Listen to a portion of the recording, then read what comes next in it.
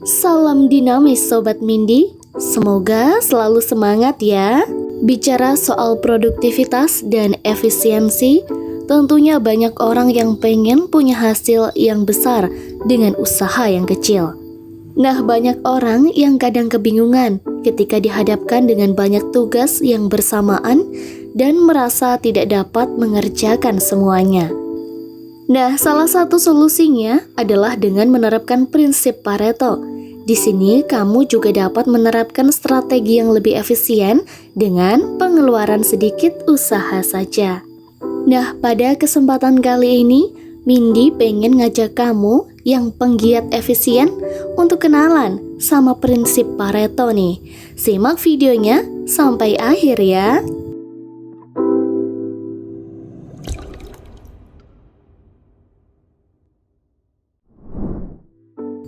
Memahami apa itu prinsip Pareto.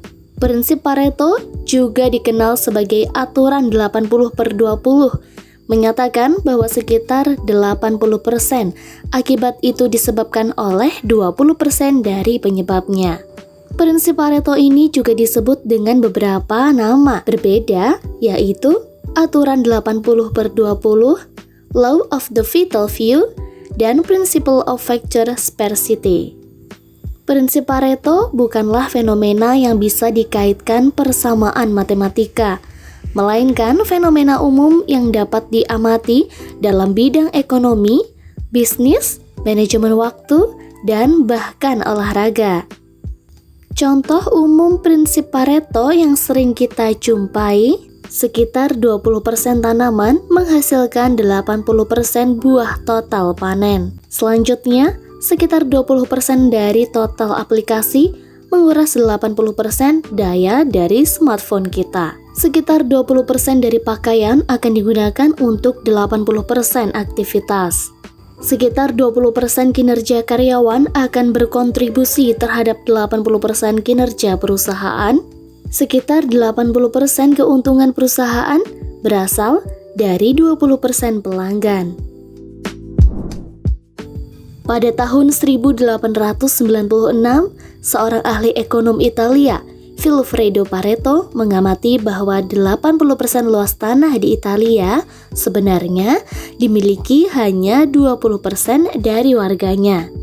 Bukan hanya soal luas tanah saja, namun juga hasil bumi di wilayah setempat. Ternyata 80% hasil produk kacang lokal berasal hanya dari 20% total ladang tanaman kacang di tempat tertentu. Beranjak dari pengamatan tersebut, pada tahun 1940, seorang ahli bidang manajemen operasi di Amerika, Dr. Joseph Moses Juran, menerapkan aturan ini pada pengendalian kualitas untuk produk bisnis. Ia menunjukkan bahwa 80% cacat produk disebabkan oleh 20% masalah dalam metode produksi.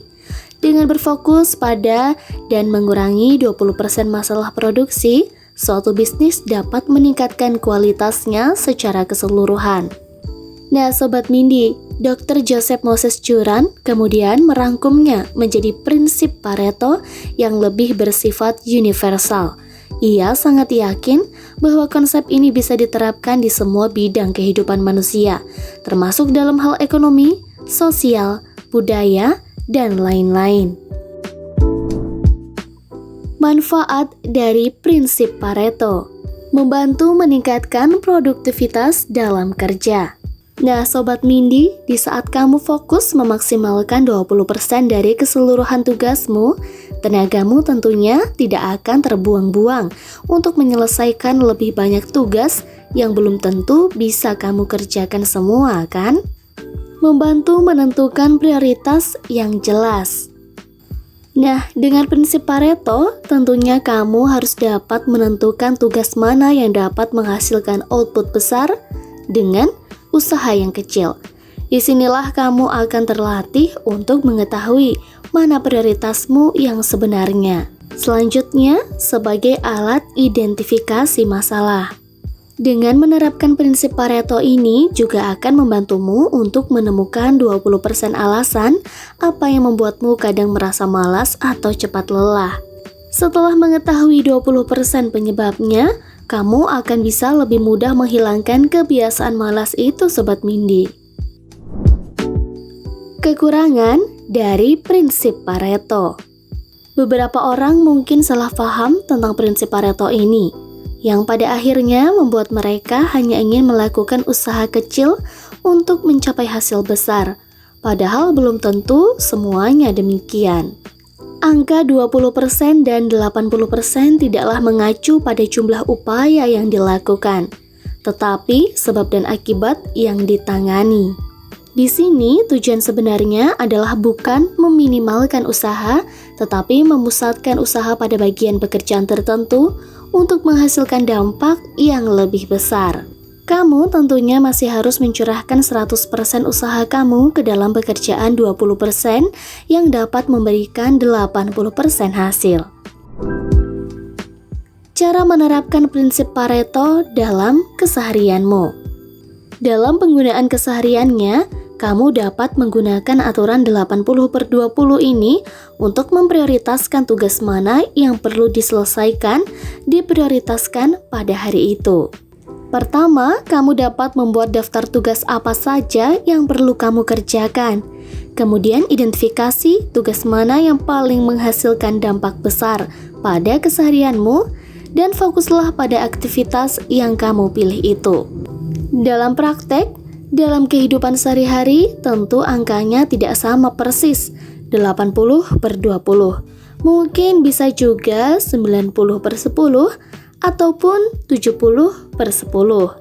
Tapi yang menjadi kunci di sini adalah adanya hubungan yang tidak sama antara apa yang kamu lakukan dan apa yang kamu hasilkan. Ini adalah contoh penerapan prinsip Pareto yang mungkin pernah kamu lakukan tapi tidak pernah kamu sadari saat kamu kecil nih.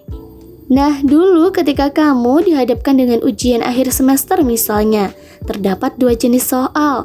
Pertama, soal pilihan ganda, dan yang kedua adalah soal uraian, bukan? Mindy tebak, di saat itu ketika kamu hanya punya sedikit waktu untuk menjawab semua pertanyaan dan terlebih lagi tidak memungkinkan untuk mencontek teman, nah disitulah kamu pasti memprioritaskan menjawab soal uraian, karena kamu tahu poin nilainya akan lebih besar daripada menjawab soal pilihan ganda.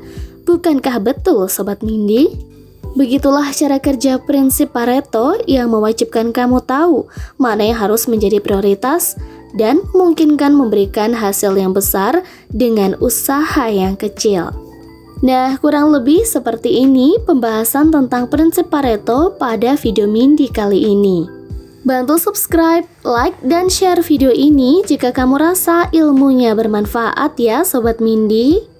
Jangan lupa juga tulis pendapatmu di kolom komentar agar Mindy bisa tahu pengen bahas apa di video selanjutnya ya. Akhir kata, salam dinamis dan terus melangkah.